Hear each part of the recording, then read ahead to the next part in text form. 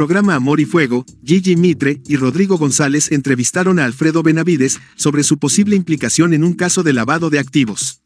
A pesar de las preguntas directas sobre su investigación en la fiscalía, Benavides reaccionó con incomodidad, mostrando una expresión de miedo, algo completamente inusual en su comportamiento habitual. Nuevamente aquí con nosotros y vamos a ver primero y analizarlo junto a usted cómo reaccionó Alfredo Benavides, figura de ATV, cuando estuvo frente a nuestras cámaras y micros y le preguntamos por su tema de lavado de activos. Míralo. Alfredo, ¿cómo estás? Buenas tardes. ¿Cómo va el caso de lavado de activos que te estaban siguiendo? ¿A mí? Sí, con el caso. Él pidió apoyo por el señor Alfredo Benavides. Alfredo, ¿cómo estás? Queríamos saber si Chibolín te apoyó para archivar tu caso con la fiscal Patricia Benavides. La información que yo tengo es que él tenía una investigación en la Fiscalía de Lavado de Activos. Alfredo, ¿Chibolín te ayudó para el archivamiento de tu caso con la fiscal Patricia Benavides? Y bueno. Los conductores destacaron cómo Alfredo Benavides, conocido por su actitud relajada y sonriente, fue captado con un rostro serio y preocupado cuando le preguntaron por la intervención de la fiscal Patricia Benavides y su posible vinculación con el archivo de su caso. Este cambio en su comportamiento generó muchas dudas y especulaciones.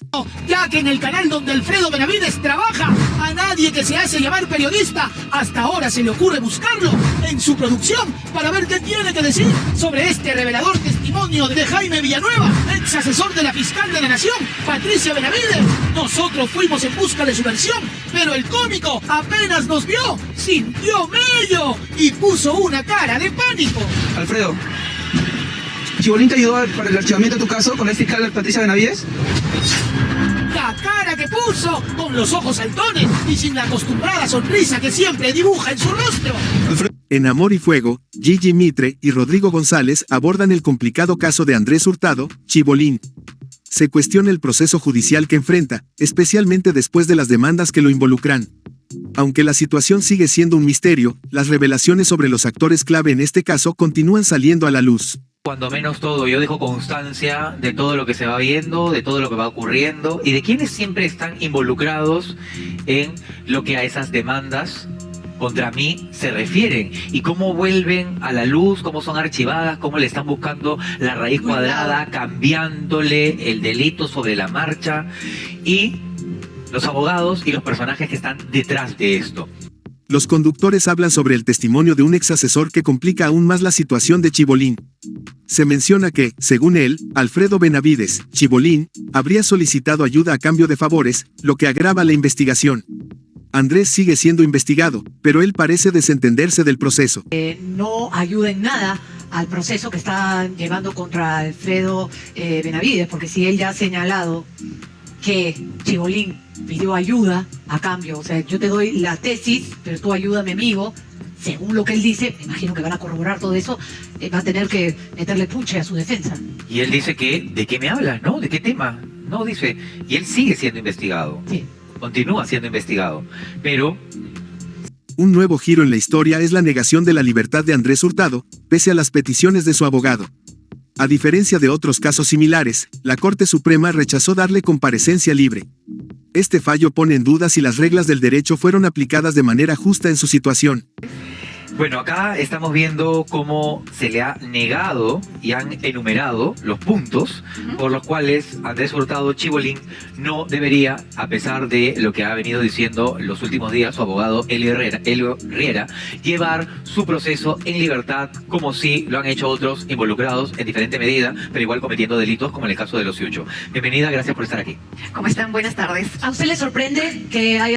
La Corte Suprema enfrenta una disputa interna sobre el destino de la fiscal Peralta, involucrada en el caso. Algunos magistrados creen que ella debería enfrentar prisión preventiva, mientras que otros defienden su comparecencia con restricciones. La división refleja las complejidades de las decisiones judiciales. ¿Han dado este fallo o tenía, entre comillas, la esperanza de que podría salir en libertad? El fallo se ajusta completamente a derecho. Era evidente que la Corte Suprema iba a confirmar esta prisión preventiva en contra de Andrés Hurtado, pero sí más bien tenía la esperanza en que este colegiado iba a revocar el extremo donde le dieron comparecencia con restricciones a la fiscal Peralta, ¿no? Con quien Para usted, la fiscal Peralta sí tenía puntos, por decirlo así, o méritos, por decirlo así, para que haga el proceso. La controversia se centra en las acusaciones contra la fiscal Peralta y su posible obstrucción de la justicia. Los magistrados tienen opiniones divididas, lo que genera incertidumbre sobre cómo se resolverá su caso. Esta situación podría influir en el futuro proceso de Andrés Hurtado, pues ambos están ligados al mismo entramado. ¿Recluida? Por supuesto. Y tal es así, mira, la evidencia que involucra a la fiscal Peralta, que los magistrados de la Corte Suprema, que son 5 magistrados, no se han puesto de acuerdo. No fue unanimidad. No fue unanimidad. Y ojo, para que exista una resolución respecto de la fiscal Peralta tiene que haber 4 votos conformes. O sea, de los 5 magistrados, por lo menos 4 tienen que estar de acuerdo en la decisión. ¿Y qué ha pasado aquí? 3 magistrados están a favor de que ella siga con la comparecencia con restricciones. El futuro de Chibolín parece estar sellado, con pocos recursos legales restantes. Su defensa no puede apelar más, y solo queda la posibilidad de un habeas corpus, aunque este no tiene muchas probabilidades de prosperar. Así, Andrés sigue a la espera de que su caso llegue a una resolución definitiva. Y abundante. En la materia de debate o discusión o lo que no se han puesto de acuerdo es en cuanto a las acciones de obstaculización que ha desplegado la fiscal Peralta, que han dificultado la labor del Ministerio Público en la averiguación de la verdad. Entonces, ¿qué va a pasar ahora? Van a llamar a un magistrado, otro magistrado, el cual va a tener que señalar si opina igual que los 3 magistrados en que ella debe seguir con comparecencia, continuará en comparecencia. Pero si este magistrado, que es el doctor Saúl Peña Farfán, el 20 de noviembre, porque ahí va a ser la audiencia, va a estar de acuerdo con los otros magistrados que dicen, no, tiene que ir a prisión por 18 meses. Finalmente, se analiza la posibilidad de que Andrés Hurtado se acoja a la figura de colaboración eficaz, lo cual podría mejorar su situación. El caso se ha expandido y los nexos con funcionarios públicos están complicando aún más su defensa. Los periodistas sugieren que podría ser la última salida legal para Chibolín. Prisión preventiva por una de comparecencia, pero en estos momentos no. Yo creo que a partir de aquí va a haber un cambio en la estrategia legal de la defensa técnica de Chibolín. Y yo creo que estaban esperando a ver cómo se pronuncia la Sala Penal de Apelaciones de la Corte Suprema para decidir finalmente si se acoge o no a la colaboración eficaz. Aunque el abogado ha dicho que no lo hará. Hasta ahora ha dicho que no lo hará, que esa posibilidad obviamente todos lo tienen. Pero usted, si fuese ese abogado, ¿le recomendaría que se acoja a la comparecencia? ¿A la colaboración eficaz? ¿A la colaboración eficaz? Sí, definitivamente, porque cada día que pasa, fíjense que el periodismo de investigación continúa descubriendo más hechos de connotación penal y su situación cada día se complica más porque hay más nexos con nuevos funcionarios públicos, ¿no es cierto? Inicialmente fue con fiscales, luego con jueces, con gente de la farándula, ahora con gente de migraciones y cada vez el caso se agranda. ¿Y todavía tiene la posibilidad de ser colaborador?